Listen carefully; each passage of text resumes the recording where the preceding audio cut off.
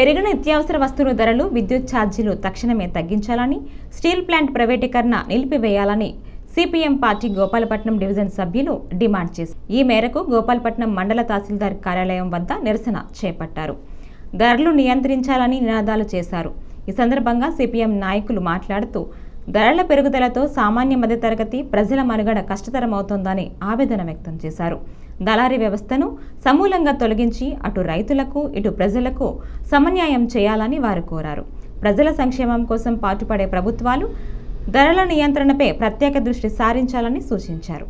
అధికారంలో రాకముందు steel plant ప్రైవేటీకరణ వ్యతిరేకించిన కూటమి నాయకులు ఇప్పుడు కేంద్ర ప్రభుత్వంపై ఒత్తిడి తెచ్చి స్టీల్ ప్లాంట్ కాపాడాలని కోరారు. రద్దు చేయాలి. ప్రజలపై చీటికి మాటికి భారాలు మోపడం అన్యాయం. ప్రజలపై చీటికి మాటికి భారాలు మోపడం అన్యాయం. పెంచిన రోజు పెంచుతున్న పెట్రోల్, డీజిల్ ధరలు వెంటనే తగ్గించాలి. కంచరపాలెం జోన్ కార్యదర్శి ఈరోజు ఈ కార్యక్రమాన్ని మొత్తం గోపాలపట్నం, కంచరపాలెం జోన్లు కలిపి చేస్తున్నాము. ఇప్పటికే ప్రభుత్వం ధరలన్నీ చాలా విపరీతంగా పెంచింది. పెట్రోల్, డీజిల్ ఛార్జీలు పెరగడం వల్ల ధరలు ఇంకా విపరీతంగా పెరిగిపోతూ ఉన్నాయి. సామాన్యులు ఎవరు కూడా కొనుక్కొని తినలేని పరిస్థితుల్లో ఉన్నారు. 1 కేజీ కాయగూరలు 80 రూపాయలు, 70 రూపాయలు ఇవాళ అమ్ముతున్నాయి. అలాగే టమాటా, ఉల్లిపాయ అయితే కొనుక్కునే పరిస్థితే ఇవాళ లేదు. నిత్యావసర సరుకులు అన్నీ కూడా విపరీతంగా పెరుగుతున్నాయి. దీనివల్ల సామాన్యులు ఎవరు కూడా అసలు 3 పూట్ల తిండి తినే పరిస్థితి అయితే మాత్రం కనిపించట్లేదు. అలాగే ట్రూ అప్ ఛార్జీల పేరు మీద ఇవాళ కరెంటు ఛార్జీలు మళ్లీ పెంచడానికి సిద్ధంగా ఉంది. గతంలో ఉన్న ప్రభుత్వం కరెంటు ఛార్జీలు పెంచింది. మళ్ళీ ఈ ప్రభుత్వం వచ్చి నేను కరెంటు ఛార్జీలు పెరగకుండా చూస్తానని చెప్పాను. కానీ వచ్చిన వెంటనే మొన్న 6,000 కోట్లు, ఈరోజు 11,000 చిల్లర కోట్లు, ఎన్నో అంటే మొత్తం అన్ని కలిపి 16,000 కోట్ల రూపాయలు ఈవేళ ప్రజల మీద భారం వేయడానికి.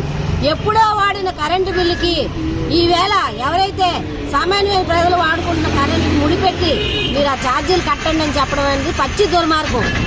ఇలాంటి దుర్మార్గమైన ప్రభుత్వాలు అయితే మేము గతంలో చూడలేదు. గతంలో చంద్రబాబు నాయుడు 2000 అధికారంలో ఉన్నప్పుడు కరెంటు ఛార్జీలు విపరీతంగా పెంచాడు. నిత్యావసర వస్తువుల ధరలు తగ్గించాలని, ఇసుక ఉచితంగా ఇవ్వాలని, స్టీల్ ప్లాంట్ ప్రైవేటీకరణ చేయకుండా ప్రభుత్వ రంగంలో కొనసాగించాలని తదితర డిమాండ్లతో ఇవాళ రాష్ట్ర వ్యాప్తంగా సిపిఎం పార్టీ ఆధ్వర్యంలో ఈ నిరసన కార్యక్రమాలన్నీ మండల కార్యాలయాల దగ్గర చేస్తూ ఉన్నాం. నేను అధికారంలోకి వస్తే కరెంటు ఛార్జీలు పెంచను అని అన్నాడు చంద్రబాబు నాయుడు గారు. మరి ఈవేళ ఏం చేశారు? జగన్ దారిలోనే ఆయన నడుస్తున్నాడు.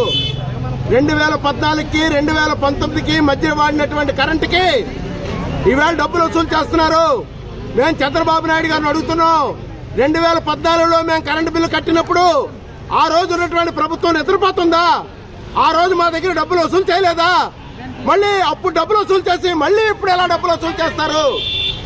మీ ప్రభుత్వానికి ఏమైనా పారదర్శకత ఉందా అని చెప్పేసి సిపిఎం పార్టీ ఇవాళ ప్రశ్నిస్తా ఉంది.